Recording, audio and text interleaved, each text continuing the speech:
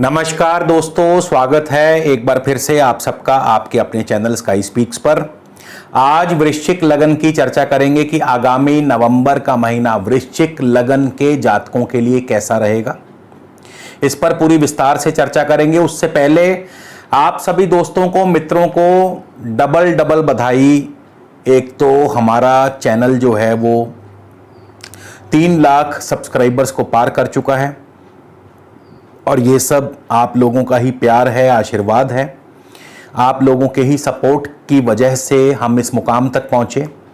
दूसरे, आगामी 14 नवंबर को दीपावली का पावन पर्व आ रहा है और आप सभी मित्रों को, बंधुओं को बहुत बहुत हार्दिक बधाई। ईश्वर करे आप सब दिन दुगनी रात चौगनी तरक्की करें।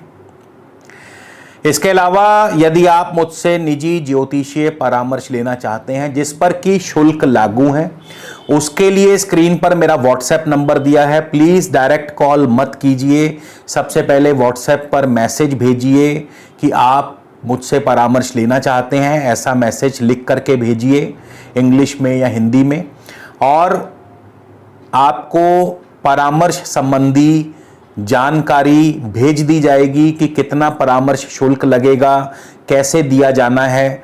सारी जो जानकारी है आप तक पहुंच जाएगी। उसके बाद यदि आपको उचित लगे तभी आगे बढ़कर के परामर्श लीजिए और इससे आपका भी और मेरा भी, हम दोनों का समय बचता है। तो डायरेक्ट कॉल करके भी मैंने आपको यही बोलना है कि यदि आप मुझे डायरेक्ट कॉल करते हैं तो मैंने आपको फिर भी यही कहना है कि प्लीज़ व्हाट्सएप पे मैसेज कीजिए। तो बेहतर है कि पहले ही आप मुझे व्हाट्सएप पे मैसेज करें ताकि समय दोनों का बच सके।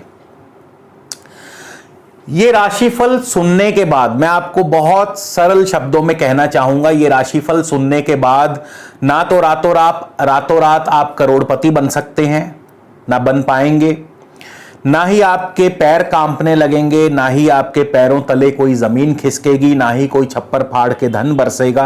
ये बहुत सरल सिंपल सा राशिफल है, लगन पर आधारित है ये, और इसमें केवल गोचर के आधार पर जो फल ग्रह दे सकते हैं वही आपको बताया जाता है। और इस फल में जाहिर है भिन्नता आएगी, बिकॉज आपकी जन्मकालीन ग्रह स्थिति और वर्तमान दशा अंतरदशा क्या है उसके कारण इस फलादेश में भिन्नता आना एक स्वाभाविक बात है। तो इस बात का हमेशा ध्यान रखा करें।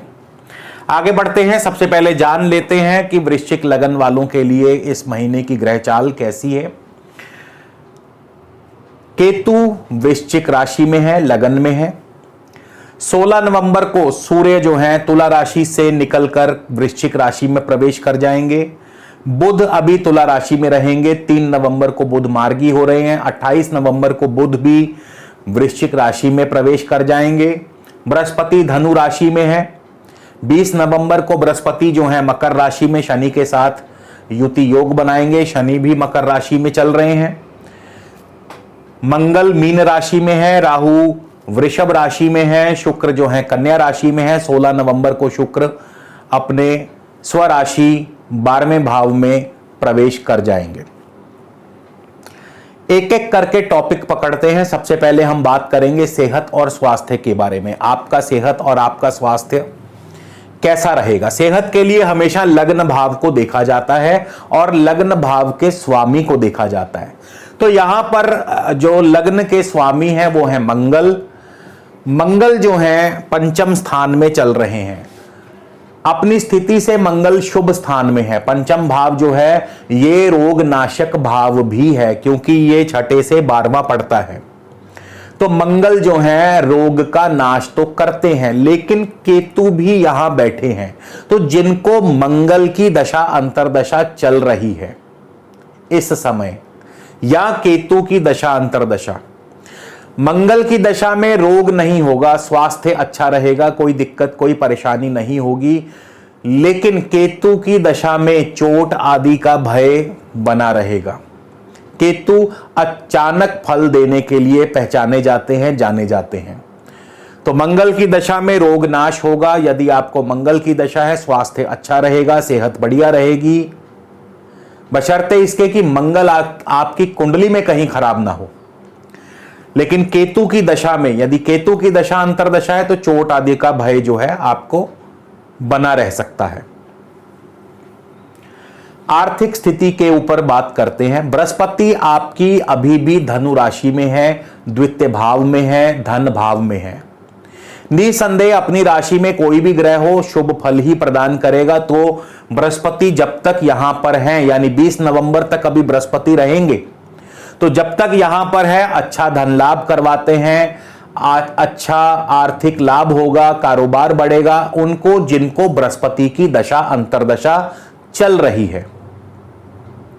तो दशा अंतर्दशा को मत भूलिए, दशा अंतर्दशा बहुत इंपॉर्टेंट है। तो जिनको भी इस समय बृहस्पति की दशा अंतर्दशा है उनके लिए बृहस्पति आर्थिक रूप से धन लाभ करवाएंगे, कारोबार की तरक्की होगी, शेयर मार्केट से धन लाभ होगा, परिवार में अच्छा माहौल बना रहेगा। बृहस्पति की दृष्टि छठे भाव पर, नौकरी में वृद्धि, नौकरी में कोई दिक्कत कोई परेशानी नहीं होगी, बॉस आपसे खुश रहेंगे, समय पर कार्य पूर्ण होंगे, नौकरी में इंक्रीमेंट, अच्छा कमीशन बनेगा। बृहस्पति की अष्टम भाव पर दृष्टि, कहीं कहीं आप स्वयं अपने लिए मुसीबत मोल लेंगे, कहीं कहीं, क्योंकि ये भाव जो है बाधाओं का है, दिक्कतों का है, परेशानियों का है, कठिनाइयों का है, चुनौतियों का है। तो आ बैल मुझे मार वाली स्थिति, क्योंकि बृहस्पति की दृष्टि है, बृहस्पति इस भाव की वृद्धि करेंगे। बृहस्पति की दृष्टि दशम भाव पर भी है, नौकरी व कारोबार में तरक्की दिलाते हैं, जाहिर सी बात है। 20 नवंबर को बृहस्पति जो है तृतीय भाव में चले जाएंगे, शनि के साथ युति योग बनाएंगे। तृतीय भाव पराक्रम का भाव है, पराक्रम की वृद्धि करते हैं। आपके अंदर नई ऊर्जा का संचार होगा, नया जोश बढ़ेगा, आपको अपने कार्यों में अपनी कोशिशों से, अपने प्रयत्नों से सफलता मिलने लगेगी। किनको? जिनको बृहस्पति की दशा है। ये बार बार याद रखना पड़ेगा दशा किसकी है। बृहस्पति की दृष्टि होगी यहां से सीधे सप्तम भाव पर, तो परिवार में मांगलिक कार्यों को संपन्न कराते हैं, परिवार में अच्छा माहौल, मांगलिक कार्य। यदि आप विवाह योग्य हैं तो अब आपके विवाह में आ रही बाधाओं को दूर करते हैं, अड़चनों को दूर करते हैं। पति पत्नी का आपस में अच्छा तालमेल रहेगा, पार्टनर के साथ अच्छा समय बीतेगा। साथ ही साथ बृहस्पति यहां पे कानूनी पेचीदाओं को बढ़ा देते हैं, कानूनी दिक्कतें पैदा करते हैं। यदि आपका किसी से झगड़ा चल रहा है तो अब शत्रु जो है, ऑपोजिशन पार्टी जो है वो बलवान होगी आपसे, और बलवान होगी तो आपके लिए कानूनी दिक्कतें बढ़ाएंगी। नया ऑर्डर भी मिल सकता है, कारोबार में नया प्रोजेक्ट मिल सकता है, सफर में अच्छा समय बीतेगा। ये सब जिनको बृहस्पति की दशा चल रही है, दशा अंतर्दशा या प्रत्यंतर दशा। बृहस्पति की दृष्टि होगी यहां से नवम भाव पर, भाग्य भाव पर, तो भाग्य की वृद्धि करते हैं। शिक्षा में आपको अग्रणी रखेंगे, शिक्षा में आपको अच्छा लाभ होगा, शिक्षा के क्षेत्र में सफलता होगी। धार्मिक कार्यों में रुचि बढ़ेगी, दूरस्थ यात्राओं के योग, तीर्थ यात्रा पर जा सकते हैं यदि इस समय माहौल ठीक है तो। इंपोर्ट एक्सपोर्ट के कारोबार में वृद्धि होगी, लेकिन कारोबार में परिवर्तन को भी दर्शाते हैं। कारोबार में कोई परिवर्तन आ सकता है, कोई एक्सपेंशन आ सकती है, कारोबार बदला जा सकता है। यह सब जिनको बृहस्पति की दशा अंतर्दशा चल रही है। यहां से बृहस्पति की लाभ स्थान पर दृष्टि होगी तो जाहिर है आर्थिक धन लाभ कराएंगे।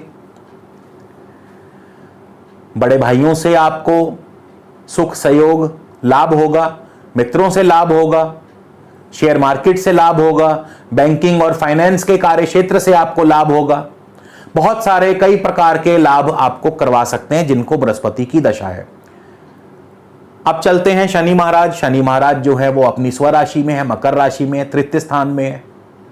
शनि जो है अब तक बृहस्पति के नक्षत्रा में चल रहे थे, 14 नवंबर तक रहेंगे अभी बृहस्पति के उप नक्षत्रा में। तो जिनको भी शनि की दशा अंतर्दशा है उनके लिए आर्थिक धन लाभ उत्तम होगा, क्योंकि बृहस्पति धनेश हैं और धनेश होकर के धन भाव में ही बैठे हैं। तो जिनको भी शनि की दशा अंतर्दशा है 14 नवंबर तक उत्तम धन लाभ, आर्थिक तौर पर मजबूती प्रदान करते हैं शनि। हर प्रकार के कार्य से धन लाभ, बैंक बैलेंस बढ़ेगा, कारोबार बढ़ेगा। 15 नवंबर को शनि महाराज अपने ही उपनक्षत्र में प्रवेश कर जाएंगे और शनि यहां से तृतीय और चतुर्थ भाव के स्वामी हैं। तृतीय भाव के स्वामी होने से शनि जो है आपके अंदर थोड़ा सा आलस्य ले आएंगे, क्योंकि शनि है शनै शनै चलने वाले, धीरे धीरे फल प्रदान करते हैं।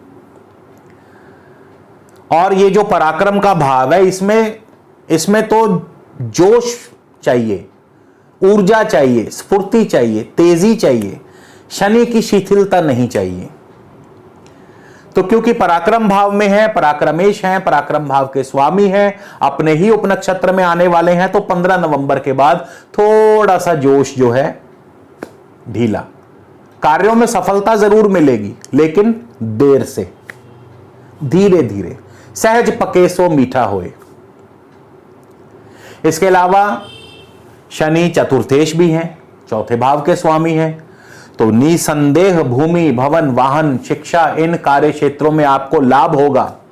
यदि आप भूमि आदि कार्यों से जुड़े हैं, यदि आप भवन निर्माण कार्यों से जुड़े हैं, यदि आप वाहन के कार्यों से जुड़े हैं, यदि आप शिक्षा के कार्यों से जुड़े हैं, तो आपको उत्तम धन लाभ कराएंगे शनिदेव।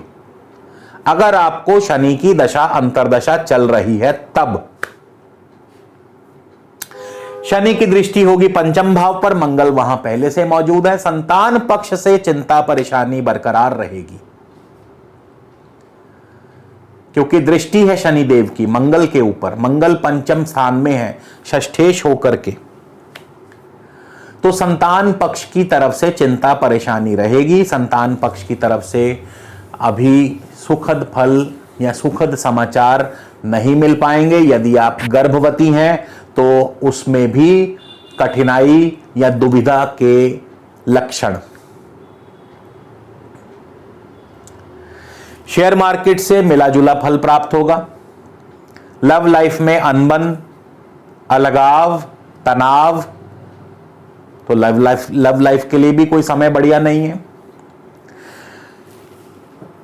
नौकरी पेशा व्यक्तियों के लिए अभी समय ठीक नहीं है, कारण कि षष्ठेश मंगल अपने से 12वें में चल रहे हैं, नौकरी में दुविधा पैदा करते हैं। जिनको मंगल की दशा अंतर्दशा है उनकी बात कर रहा हूं। नौकरी में दुविधा, नौकरी में परेशानी, कार्य समय पर संपन्न नहीं होंगे, बॉस आपसे खुश नहीं होंगे, ये सब जिनको मंगल की दशा है। तो दशा अंतर्दशा जरूर चेक कर लीजिएगा, और बहुत इजी है, अपनी जन्म पत्री खोलिए, दशा अंतर्दशा चेक कीजिए, कौन सी दशा चल रही है आपको पता लग जाएगा तुरंत। उसके बाद ये राशिफल मैच कर लीजिए, इसी तरह के फल मिलते नजर आएंगे आपको। महादशा, अंतर्दशा और प्रत्यंतर दशा, ये 3 लेवल की दशा चेक कीजिए। इन तीनों लेवल की जो दशा अंतर्दशा है, महादशा किसकी है, अंतर्दशा किसकी है, प्रत्यंतर दशा किसकी है, उन 3 ग्रहों का फल आप इस राशि फल से मिला लीजिए, लगभग मिलते जुलते फल प्राप्त होंगे आपको, निसंदेह 100%। राहु सप्तम स्थान में चल रहे हैं। सप्तम स्थान वैवाहिक सुख को दर्शाता है, तो पारिवारिक जीवन में, वैवाहिक सुख में दिक्कतें पैदा करते हैं, परेशानी पैदा करते हैं राहु। शत्रुओं की तरफ से आपको चुनौतियां पैदा करते हैं, कानूनी उलझनों में आपको फंसा सकते हैं। कोई नया प्रोजेक्ट जो आपको मिलने वाला था उसमें दिक्कतें, उसमें अवरोध पैदा करते हैं, जिनको राहु की दशा अंतर्दशा चल रही है। राहु 4 नवंबर को शनि के उपनक्षत्र में प्रवेश कर जाएंगे। अब यहां से राहु की कहानी थोड़ी चेंज होगी, क्योंकि शनि तृतीयेश हैं और चतुर्थेश हैं, तो जिनको राहु की दशा है 4 नवंबर के बाद थोड़ा बदलाव दिखेगा। यात्रा आदि के योग बन सकते हैं, भाई बंधुओं से सहयोग मिल सकता है, ब्रोकरेज, मीडिया, टेलीकम्युनिकेशंस, इन कार्य क्षेत्रों में लाभ, सफलता, छोटी मोटी यात्राओं से लाभ, भूमि भवन वाहन शिक्षा से लाभ। क्यों? क्योंकि राहु जो है शनि के उपनक्षत्र में प्रवेश कर जाएंगे और शनि का फल देना शुरू कर देंगे। लेकिन उनको जिनको राहु की दशा अंतर्दशा चल रही है। कारोबारी स्थिति की बात करें, सूर्य द्वादश भाव में है, दशमेश होकर के सूर्य द्वादश भाव में बैठे हैं। विदेशों से व्यापार को दर्शाते हैं, विदेशों से धन लाभ। यदि आप इंपोर्ट एक्सपोर्ट के कारोबार से जुड़े हैं तो विदेशों से धन लाभ, क्योंकि द्वादशेश भी लाभ स्थान में है। खर्च को बढ़ाते हैं, कारोबार में निवेश को बढ़ाते हैं। विदेशी व्यापारियों से आपके संबंध अच्छे होंगे, खर्च बढ़ेगा, अपने ऊपर खर्च बढ़ेगा, कारोबार पर खर्च बढ़ेगा, नए नए निवेश होंगे।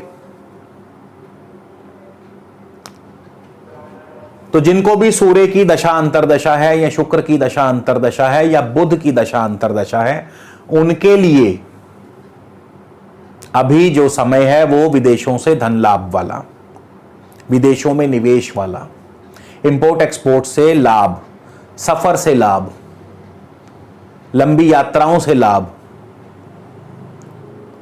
तो ये है कुल मिलाकर के वृश्चिक लगन वालों के लिए आगामी नवंबर का महीना। और अब हम बात करेंगे कौन सा उपाय किया जाए जिससे कि आपको